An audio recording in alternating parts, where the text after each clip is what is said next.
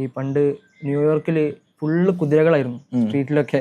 അപ്പോൾ അതിനെ കുറിച്ച് പറയുമ്പോൾ ഈ കുതിരകളോട് അന്ന് ഇന്റർവ്യൂവിൽ ചോദിക്കുകയാണ്, ഇപ്പോൾ നിങ്ങൾ എത്ര കാലം ഇവിടെ സ്ട്രീറ്റിൽ ഉണ്ടാവും എന്ന് ചോദിക്കുകയാണെങ്കിൽ കുതിരകൾ പറയുമായിരിക്കും 1000 വർഷം എന്തായാലും ഞങ്ങൾ ഇവിടെ തന്നെ ഉണ്ടാവും. കാരണം 1000 വർഷം മുമ്പ് അവിടെ ഉണ്ട്, എല്ലാ സ്ട്രീറ്റുകളിലും കുതിരകളായിരുന്നു. പക്ഷെങ്കിൽ ഒരു 10-50 വർഷങ്ങൾ കൊണ്ട് തന്നെ ഒരു കുതിരയില്ലാതെ കാറുകളായി മാറിയിട്ടുണ്ട്. എന്നതുപോലെ AI അത്രയും വലിയൊരു ടേക്ക് ഓവർ നടത്തും. അപ്പൊ അതിൽ എല്ലാം ഇല്ലാതാവുകയാണോ ചെയ്യുക? എങ്ങനെയാണ് അത്, അതിന്റെ ഒരു പോസിബിലിറ്റി എങ്ങനെയാണ് ഉണ്ടാകാൻ പോകുന്നത്? അതിന്റെ പോസിബിലിറ്റീസ് എൻ്റെ അഭിപ്രായത്തിൽ ഇപ്പോൾ നമുക്ക് പ്രഡിക്റ്റ് ചെയ്യാൻ പ്രയാസമാണ്. നമുക്കൊരു AI റേയെ നമുക്കൊരു 3 ആക്കി തിരിക്കാൻ പറ്റും. ഒന്ന് ആർട്ടിഫിഷ്യൽ നാരോ ഇൻ്റലിജൻസ്. നമ്മളിപ്പോഴും ഈ റെയിലാണുള്ളത്, ആർട്ടിഫിഷ്യൽ നാരോ ഇൻ്റലിജൻസിൻ്റെ റെയിലാണുള്ളത്. ഇപ്പോഴും AI സിസ്റ്റംസിന് ചെയ്യാവുന്ന ടാസ്കുകൾ ആക്ച്വലി വളരെ ലിമിറ്റഡ് ആണ്.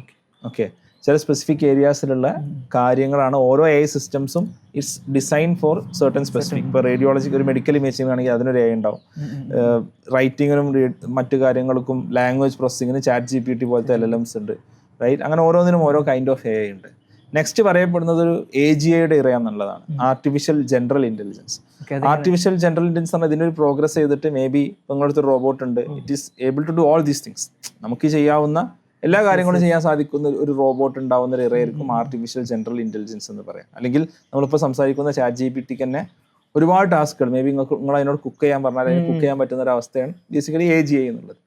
ഓക്കെ, മൂന്നാമത്തത് പറയപ്പെടുന്ന ഒരു ഇറ എന്നുള്ളത് ആർട്ടിഫിഷ്യൽ സൂപ്പർ ഇൻ്റലിജൻസ് ആണ്. അവിടെയാണ് ഈ നമ്മുടെ പഴയ ഒരു ഫിക്ഷണൽ മറ്റേ ടെർമിനേറ്റർ സിനിമകളൊക്കെ പോലത്തെ റോബോട്ടുകൾ will take over human beings എന്നുള്ളൊരു കൺസെപ്റ്റ് ഒക്കെ ഉള്ളത്. ഈ ഇറയിൽ നിന്ന് ഇങ്ങോട്ട് എത്ര സ്പീഡിൽ നമ്മൾ പോവും എന്നുള്ളത്, അപ്പോൾ ഇതിൻ്റെ സ്പീഡ് നമ്മൾ നോക്കുമ്പോൾ ഇപ്പോൾ ഈ ഒരു ANIയിൽ നമ്മൾ തുടങ്ങിയിട്ട് നമ്മൾ പതിറ്റാണ്ടുകളായി ആക്ച്വലി. അപ്പോൾ ഇതുമായി ബന്ധപ്പെട്ട റിസർച്ചുകളൊക്കെ 1940s മുതൽ തന്നെ സ്റ്റാർട്ട് ചെയ്യപ്പെട്ട ഒരുപാട് റിസർച്ചുകൾ കാര്യങ്ങളുണ്ട്. May be we just reach here at this point of time എന്നുള്ളതാണ്. ഇനി അടുത്തൊരു ഇറയിലോട്ട് ജനറൽ ഇൻ്റലിജൻസിലോട്ട് എത്താൻ നമുക്ക് ഒരുപാട് ചാലഞ്ചസ് ഉണ്ട്.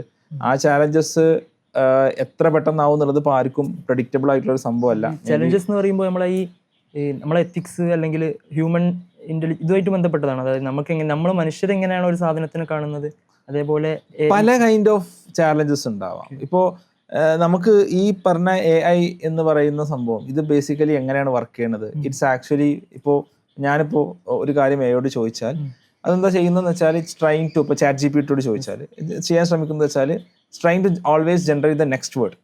നമ്മൾ പറഞ്ഞ കാര്യത്തിന്റെ നെക്സ്റ്റ് വേർഡ് പ്രിഡിക്റ്റ് ചെയ്യാനാണ് അത് ശ്രമിക്കുന്നത്.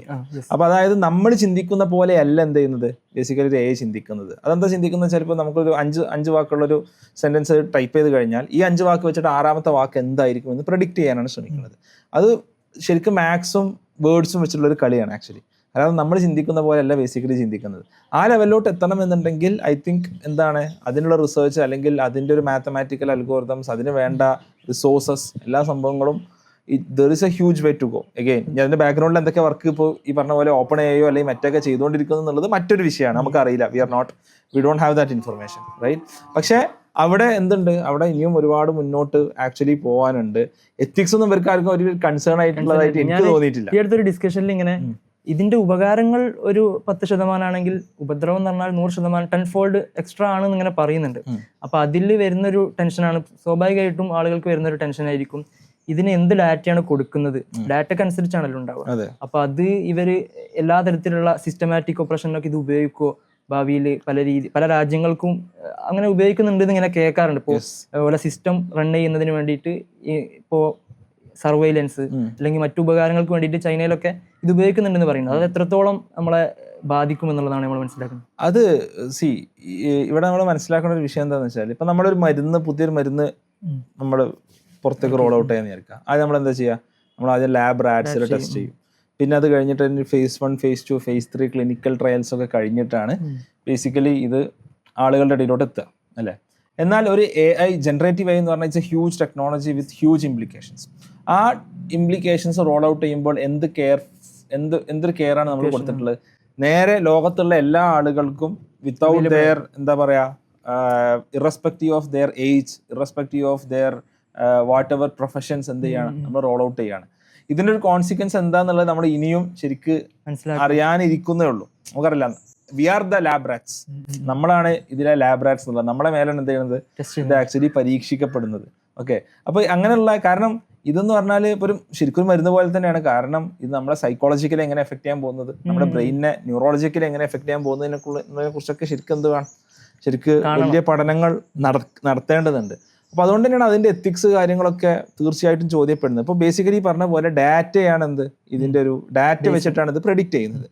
എന്ത് കൈൻഡ് ഓഫ് ഡാറ്റയാണ് നമ്മുടെ മുമ്പിലുള്ളത് എന്നുള്ളൊരു ചോദ്യമുണ്ട്. ഇപ്പോൾ ഉദാഹരണത്തിന് ഒരു കമ്പനിയുടെ ഒരു സിഇഒനെ സെലക്ട് ചെയ്യാൻ വേണ്ടിയിട്ട് നമ്മൾ റെസ്യൂമെ ക്ഷണിച്ചു എന്നിരിക്കാം. ഈ റെസ്യൂമെ ക്ഷണിക്കുമ്പോൾ അതിൽ ഒരുപാട് ആൾക്കാർ അപ്ലൈ ചെയ്തു. ഫസ്റ്റ് ലെവലിൽ റെസ്യൂമെ സ്ക്രീനിങ്ങിന് നമ്മളൊരു AI സിസ്റ്റത്തെ നമ്മൾ വെച്ചു.